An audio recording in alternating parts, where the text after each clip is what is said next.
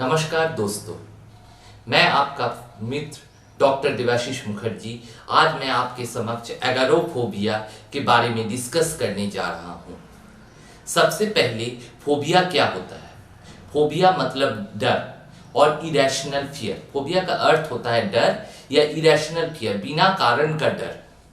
ऐसा सिचुएशन में डर जिसमें कोई नॉर्मल आदमी को डर नहीं होना चाहिए, या ऐसे ऑब्जेक्ट से डर जिससे नॉर्मल आदमी को डर नहीं होना चाहिए, नहीं डर लगता है। पर किसी पर्सन को कोई पर्टिकुलर सिचुएशन में या कोई ऑब्जेक्ट से या कोई एनिमल से या कोई भी चीज से डर लगे तो उसे हम फोबिया कहते हैं।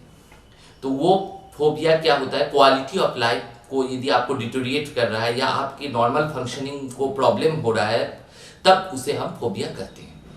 अब चलिए जान लेते हैं एगारोफोबिया के बारे में। एगारोफोबिया मतलब fear of open spaces, crowded places where there are many people. Agoraphobia का अर्थ होता है फियर ऑफ ओपन स्पेसेस, खुले जगह में डर। ओपन स्पेसेस, क्राउडेड स्पेसेस, जहाँ पर बहुत आदमी है, क्राउडेड स्पेसेस है, वैसे जगह में डर लगना।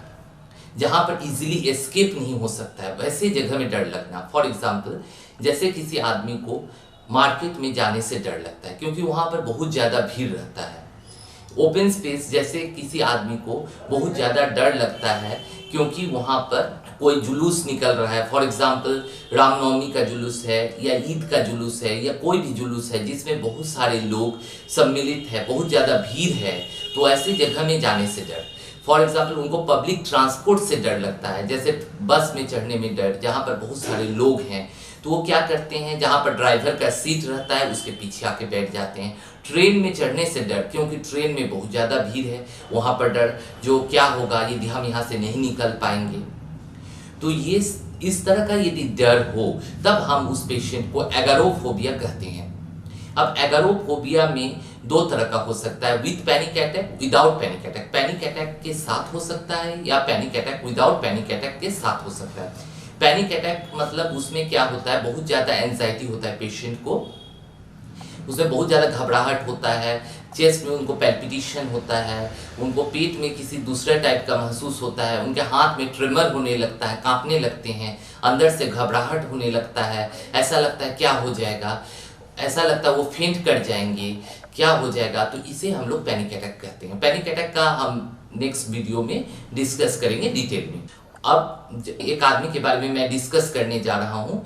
एक पेशेंट मुझे कांटेक्ट किया बांकुड़ा से, यंग लड़का था, 28 इयर्स का था, मैरिड था। उनकी वाइफ मुझे बताई, जो वो पेशेंट पढ़ने लिखने में भी अच्छा है और वो काफ़ी दिनों से कंपटीशन का तैयारी कर रहा है, हर तरीक़ा से वो लड़का अच्छा है। पर उसे प्रॉब्लम क्या है, वो कहीं भी बाहर जाता है तो वो नहीं जा पाता है। जैसे कोई मार्केट प्लेस में जाने से उसके बहुत ज़्यादा डर होता है, ऐसा लगता है उसका दम घुट जाएगा, वो परेशान हो जाता है। वो अपने फैमिली मेम्बर को, अपनी वाइफ को बोलता है चलिए जल्दी चलिए, घर लौटते हैं, मेरा दम घुट जाएगा, मेरे क्या हो जाएगा मेरे साथ, ऐसा बोलने लगता है। तो ये यदि इस तरह का सिम्टम्स जब उन्होंने हमको बताया तो मैंने उनका सारा केस टेकिंग किया और टोटलिटी ऑफ सिम्टम्स के बेसिस पे मैंने उनको दवा दिया और मात्र 3-4 महीने की दवा में वो पेशेंट कंप्लीट क्योर हो गया। अब चलिए जान लेते हैं कुछ मेडिसिन के बारे में, होम्योपैथिक मेडिसिन के बारे में जिसे ये एगारोफोबिया में यूज हो सकता है। सबसे पहला मेरा कहना है, जब भी कोई मेडिसिन आप सिलेक्शन कीजिए तो उसे mental symptoms, physical symptoms, modalities और कॉन्कोमिटेंट्स, ये सब सारा चीज को ध्यान में रखते हुए ही एक मेडिसिन को सिलेक्शन कीजिए। Multiple medicine at a time मत दे दीजिए। यदि आपको मालूम चले 4 ड्रग है या 10 ड्रग है एगारोफोबिया का, आप क्या किए, सारे ड्रग को खरीद लिए, एक ग्लास में मिला दिए और पेशेंट को पीने के लिए दे दिए। ये तरीका नहीं है। क्लासिकल होम्योपैथी में we treat the patient not the disease, हम लोग पेशेंट का ट्रीटमेंट करते हैं, डिजीज का नहीं। इसलिए हम लोग को सारा सिम्टम्स को कलेक्ट करके एक मेडिसिन पे आना होगा। तो इसके लिए हम लोग को जान लेते हैं कुछ प्रमुख ड्रग के बारे में। सबसे पहला मेडिसिन है एकोनाइट। एकोनाइट में है क्या, great fear and anxiety of mind. Patient को बहुत ज़्यादा डर लगता है, fear of crowd, fear of crossing the street, fear where there are many people, जहाँ पर बहुत ज़्यादा लोग हैं वो सब जगह में बहुत ज़्यादा डर लगता है, अंदर से पैल्पिटेशन होता है, पेशेंट को घबराहट लगता है, फियर ऑफ डेथ रहता है। ऐसा ये सब यदि सिम्टम्स हो तब आप एकोनाइट के बारे में सोच सकते हैं। नेक्स्ट मेडिसिन जो है वो है जेल्सिमियम। जेल्सिमियम में भी पेशेंट को बहुत ज़्यादा डर लगता है, पब्लिक प्लेसेस में स्पेशली डर लगता है, वहाँ पर बहुत ज़्यादा पेशेंट परेशान होता है, वहाँ पर बहुत ज़्यादा ट्रेम्बलिंग हो सकता है, डलनेस हो सकता है, डिजीनेस हो सकता है। तो ये सब यदि सिम्टम्स रहे पेशेंट के अंदर तब आप जेल्सिमियम के बारे में सोच सकते हैं। पर मेरा कहना है जब भी आप मेडिसिन सिलेक्शन कीजिए टोटलिटी ऑफ सिम्टम्स के बेसिस पे सिलेक्शन कीजिए। Thank you, thanks for watching.